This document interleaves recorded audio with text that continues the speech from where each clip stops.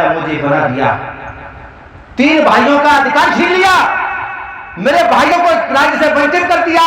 लेकिन मैं प्रण करता हूं, संकल्प करता हूं, व्रत करता हूं, आगे आने वाले समय में अपने 4 भाइयों की संतान को बराबर का राजा बनाऊंगा। और वही किया। गोपाल और बाबू चल कृष्ण गोपाल लीजिएगा।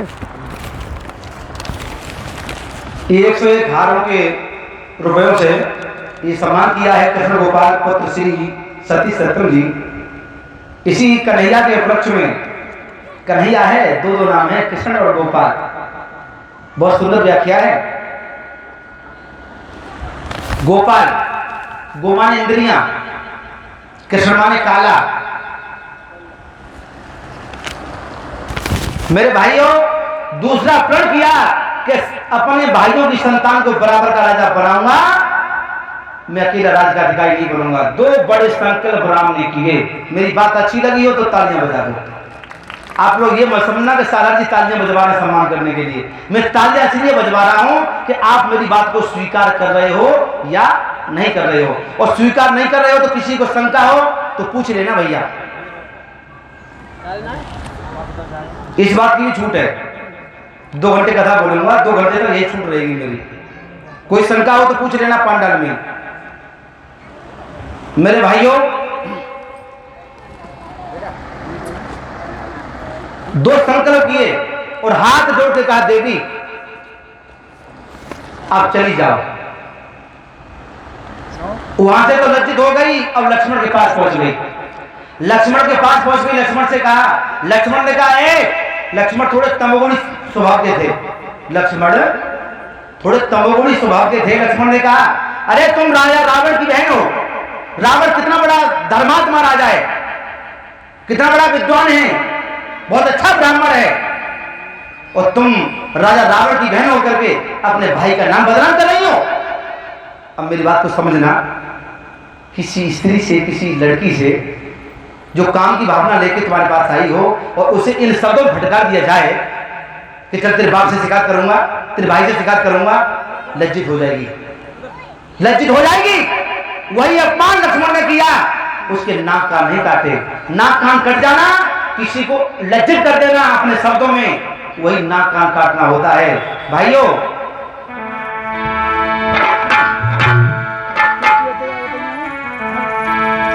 आज पंचवटी पे लक्ष्मण ने और सुपर की नाक उड़ाई क्यों, और रावण पे दिया दोष लगा के राम की सिया चुराई क्यों। रावण पे दिया दोष लगा के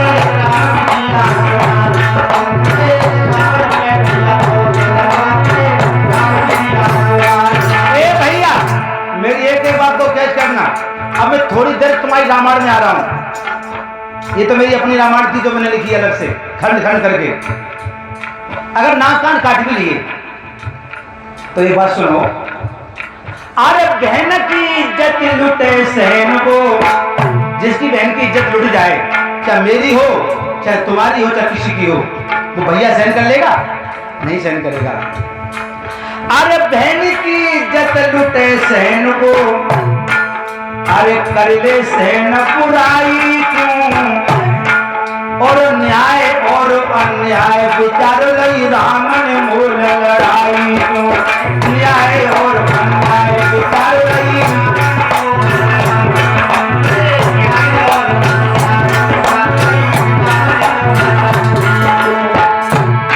अरे कुकर्म करने वालों को भी, कुकर्म इसकी नाक कान काट देना।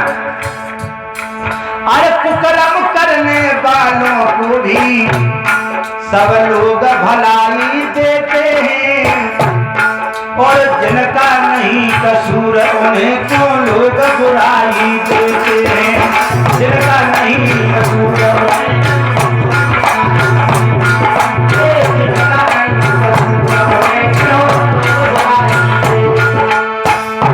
यहां तक आपकी समझ में आ गई होगी।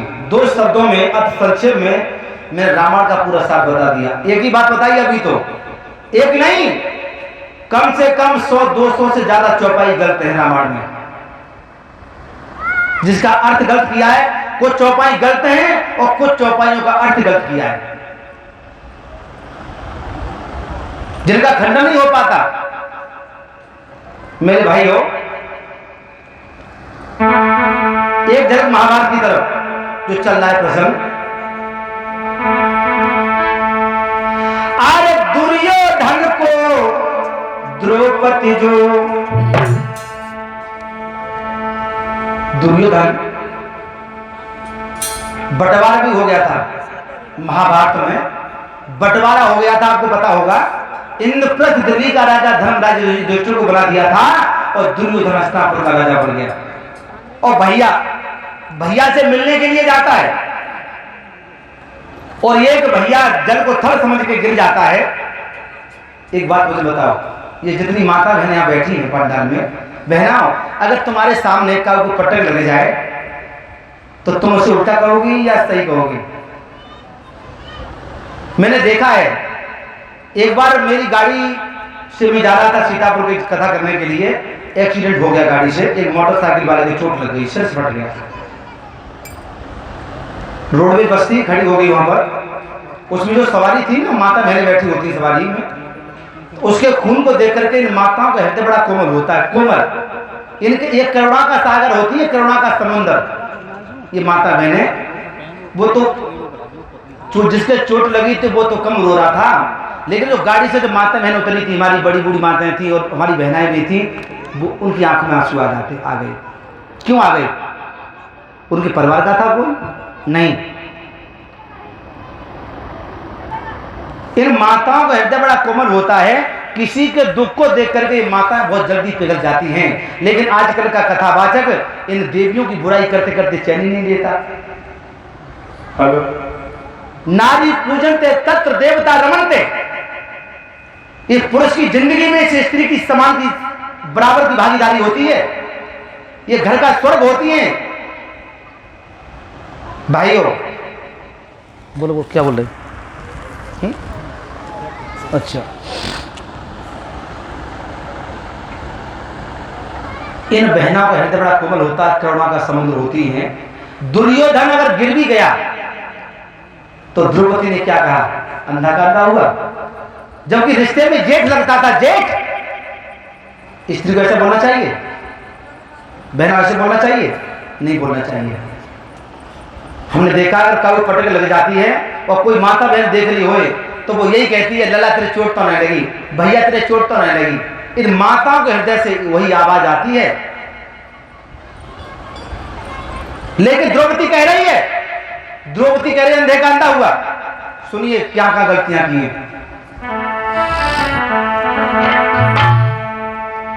अरे दुर्योधन को द्रौपदी जो अंधे का अंधा ना कहती, तो केस खिंचा कर भरी सभा में सिर पे गंधा ना कहती। केस खिंचा कर भरी सभा में,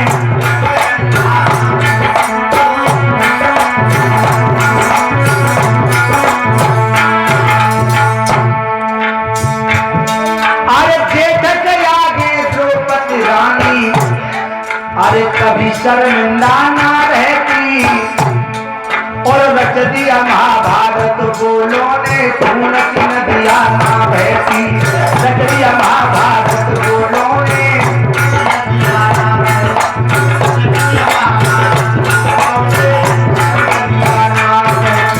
बोलों ने। स्त्री की वाणी में अमृत भी होता है और स्त्री की वाणी में विष भी होता है, ये ध्यान रखना भाइयों। इन बोलों ने पूरा महाभारत करवा दिया। और जुआ खेलने वालों को भी, सत्यम जी, जुआ क्या है? अगर कोई कहीं जुआ खेल रहा हो और पुलिस आ जाए तो पुलिस पकड़ के ले जाती है, इसका मतलब जुआ अपराध है। भाई संविधान में, मेरी बात समझना, बहुत गहराई तक ले जाऊंगा आपको मैं, जब तक सोचा भी नहीं होगा आपने। जुआ अपराध होता है। पुलिस आ जाए, कोई जुआ खेल रहा हो तो पुलिस पकड़ के ले जाती है, ये भैया ले जाती है ना। आप लोग इधर बैठे हो, सामने बैठ जाओ तो मुझे बड़ा आनंद आएगा। सभी लोग सामने आ जाओ, बहुत अच्छा लगेगा। ये मत समझो घर को चिदान नाम का जोगिया, कोई बात नहीं, आ जाओ सामने बैठ जाओ। मुझे जब जुआ अपराध होता है, अपराध का खेल होता है, मुझे कोई ये महाभारत का ज्ञाता पढ़ने वाला विद्वान ये सिद्ध करके दिखा दे कि दुर्योधन ने जुआ खेला था या धर्मराज युधिष्ठिर ने। दुर्योधन ने जुआ खेला था? परिचय, दुर्योधन ने जुआ खेला? नहीं। मेरी बात बहुत कड़वी है लेकिन बहुत मीठी। कुछ लोगों को तो बुरी भी लग रही होगी कि सालार जी कथा सुनाने आए हैं या रामायण की महाभारत की बुराई करने आए हैं। लेकिन मैं चैलेंज भी कर चुका हूं, अगर कहीं बुराई लग रही है तो मेरे सामने आ जाओ, पूछ लो मुझे सिद्ध करके दिखा दो। महाभारत में दुर्योधन ने जुआ खेला? नहीं खेला। तात का पत्ता हाथ में नहीं पकड़ा। किसने खेला? धर्मराज ने। तो कौन अपराधी है? तुम जुआ खेलोगे तुम अपराधी नहीं हो, तो जुआ खेलने वाला अपराधी है। कहा भाई